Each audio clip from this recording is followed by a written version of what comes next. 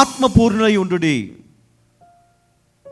ఒకరితోనొకడు కీర్తనలతోనూ సంగీతముతోనూ ఆత్మ సంబంధమైన పాటలతోనూ హెచ్చరించుచు మీ హృదయములలో ప్రభువుని గూర్చి పాడుచు కీర్తించుచు.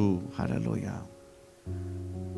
ఒక నలుగురు కలిసినారనుకోండి క్రైస్తవులు, ప్రైజ్ ద లార్డ్ అనే పదం ఒక్కటే ఉంటుంది, కానీ తర్వాత అన్నీ కూడా ఏముంటాయి? తర్వాత అక్క ఇగో నీకు తెలుసా, ఈ సిస్టర్ ఎట్లనో తెలుసా, ఆ బ్రదర్ ఎట్లనో తెలుసా, మనకి వీటి గురించే. ఇక్కడని కాదండి, ఇంటి దగ్గర కూడా అంతే. మంద అలవాటు ఉన్న వాళ్ళు ఇద్దరు ఫ్రెండ్స్ అవుతారు, పేకాడ అలవాటు ఉన్న వాళ్ళు ఇద్దరు ఫ్రెండ్స్ అవుతారు కదా. మీతో అందరి పైన వాళ్ళు ప్రతాపం చూపిస్తూ ఉంటారు. ఇది కాదంట మనకు కావాల్సింది. ఆత్మపూర్ణులై ఉండుడి, ప్రార్థనతో, ఎల్లప్పుడూ ప్రార్థనతో, దేవుని అభిషేకముతో ముందుకు వెళ్ళాల. పాటలు పాడుతూ ఒక నలుగురు కలిసారనుకోండి మన సంఘస్థులు, అక్క మనం కూర్చొని ప్రార్థన చేసుకుందామా, మనకు చాలా సమస్యలు ఉన్నాయి కదా, ప్రార్థన చేసుకుందామా. ఎక్కడ ఇద్దరు ముగ్గురు నా నామములో కొడి ఉంటారో, ఏకీభవిస్తారు, అక్కడ నేను ఉంటానని ప్రభువు మనకి సెలవిచ్చాడు. ప్రార్థన చేసుకుంటామా, పాటలు పాడదామా, దేవుని కీర్తిస్తామా, స్తుతిస్తామా, ఇట్లాంటివి ఉండవు. ఒకప్పుడు బైబిల్ ముందు పెట్టుకొని రెఫరెన్సులు రాసుకుంటూ పక్కన వాక్యాన్ని నోట్ చేసుకునే సిస్టర్లు, బ్రదర్లు ఈరోజు యూట్యూబ్లో, నేను చెప్పేది ఏంటంటే వాటిపైన ఉన్నటువంటి ఆ మత్తు మనకి వదిలిపోతే, మనము దేవుని పైన మనము ఆధారపడ్డము మనం మొదలు పెడితే, నిజంగా చెప్తున్నా, నీ లైఫ్, నీ కాందాన్ మొత్తంలో ఇట్లా షైన్ అవుతుంది, గోల్డ్ లాగా డైమండ్ లాగా మెరుస్తుంది. ఎట్లా అండి? డైమండ్ మెరుస్తూ ఉంటుంది. ఎక్కడో దూరంగా పెట్టుకుంటే ఆ రింగో లేకపోతే ఆ మెడలో ఉన్నది చక్కచక్క మెరుస్తూ ఉంటుంది, దూరం నుంచి కూడా. అవునా కదా?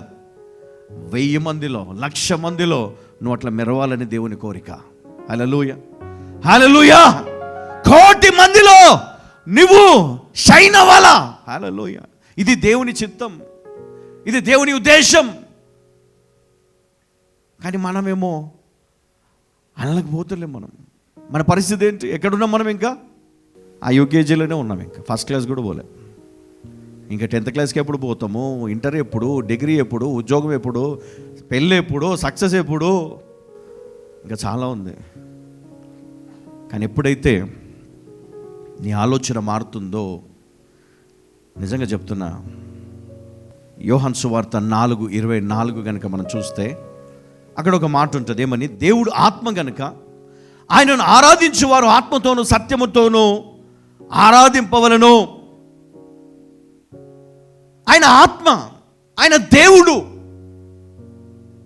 ఆయనను ఆరాధించేవారు ఆత్మతో ఆరాధించాలి, సత్యముతో ఆరాధించాలి. అంతేగాని మన ఆరాధనలో కానీ మన ప్రార్థనలో కానీ నిర్లక్ష్యం ఉండకూడదు, నామకార్థంగా ఉండకూడదు.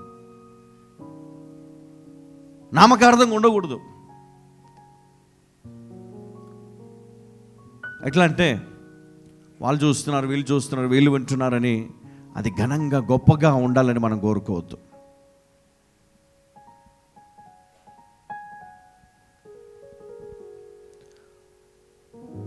దేవుడు ఆత్మ కనుక ఆయనను ఆరాధించువారు ఆత్మతోనూ సత్యముతోనూ ఆరాధింపవలెను. ఇది మరి క్రైస్తవులందరూ కూడా దీన్ని పాటించాలి. అంటే నేను అనేది ఏంటంటే, నువ్వు దేవునికి ఇచ్చినటువంటి సమయము కదా, ఆ దినము పరిశుద్ధ దినము, నువ్వు ఆరాధించాలి, దేవుని ఆరాధించాలి. వాక్యాన్ని విన్నావు, సంతోషంగా ఇంటికి వెళ్ళి నువ్వేం చేయాలి? చాలా హ్యాపీగా రిలాక్స్ అవ్వాలి. తర్వాత ఆ వాక్యాన్ని జ్ఞాపకం చేసుకోవాలి, ప్రార్థన చేయాలి. బిడ్డలందరి కొరకు ప్రార్థన చేయాలి, వారందరూ కూడా బలపరుచుకోవాలి. చక్కటి సంతోషాన్ని ఆ దినమంతా కూడా మనము అనుభవించాలి కుటుంబముతో. ఆదివారం వస్తే కుటుంబం అంతా కలిసి మరి చక్కటి ఆరాధన అనంతరం ఇంటికి వెళ్ళి భోంచేసి సంతోషకరమైనటువంటి మరి ఆ పరిస్థితులు కలిగి ఉండాలి. అంతేగాని వెంటనే సినిమా హాల్కి వెళ్ళిపోతే నువ్వు విన్న వాక్యం ఏమవ్వాలి? ఇంకా ఆ రోజు మళ్ళీ అనాయింటింగ్ ప్రేయర్, అక్కడ పోయి అందరిని అనాయింట్ చేస్తారేమో సినిమా థియేటర్లో. మత్తులై ఉండకుడి, ఏమై ఉండాలంట? ఆత్మపూర్ణులై ఉండుడి అని దేవుని వాక్యం సెలవిస్తూ ఉంది. నేను చెప్తున్నాను, ఒక్కొక్కరికి ఒక్కొక్క పిచ్చి ఉంటుందంట, దాన్ని వదిలిపెట్టమంటున్నాడు దేవుడు. హల్లెలూయా. దాన్ని వదిలిపెట్టాలా, దేవుని పైకి నీ మనసును మళ్ళించాలా. హల్లెలూయా. దేవుని వాక్యము పైనకి, అంటే ఈ లోకములో దేవుడు మన కోసము మరి పరిశుద్ధ గ్రంథాన్ని ఇచ్చాడు. ఇందులో ఉన్న సత్యాలను మనం ధ్యానము చేయాలి. తండ్రి అయిన దేవుడు మరి ఆదామును అవ్వను సృజించినప్పుడు మరి వారిని ఆశీర్వదించాడు. మరి వారిని ఆశీర్వదించినప్పుడు వారు ఆయనకు నచ్చినట్లుగా, ఆయన చెప్పినట్లుగా వినాలని కోరుకున్నాడు. కానీ మరి అక్కడ జరిగినటువంటి పొరపాటు మరి ఈ రోజు వరకు కూడా ప్రజలు అనుభవిస్తూనే ఉన్నారు.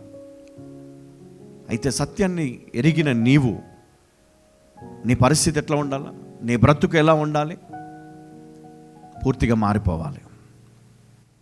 నిన్ను చూసి నీ కుమారులు నేర్చుకోవాలి, నిన్ను చూసి నీ పిల్లలు నేర్చుకోవాలి, వారి తరతరములు కూడా నేర్చుకోవాలి. ఇలా ప్రార్థించాలా? ఆదివారం వచ్చిందనుకోండి, ఏదైనా వేరే పని పడ్డ అనుకోండి, మందిరాన్ని మానేస్తారు ఆ రోజు. నిజంగా అలాంటి వారిని చూస్తేనైతే నాకు చాలా చిరాకు. ఎందుకో తెలుసా? నువ్వు ఆ 2 గంటలు మందిరంలో కూర్చొని వెళ్ళొచ్చు, ఆ 2 గంటలు 3 గంటలు దేవుని మందిరంలో కూర్చొని ఆరాధించి వాక్యం విని నువ్వు వెళ్ళొచ్చు, నీకు విజయం కలుగుతుంది.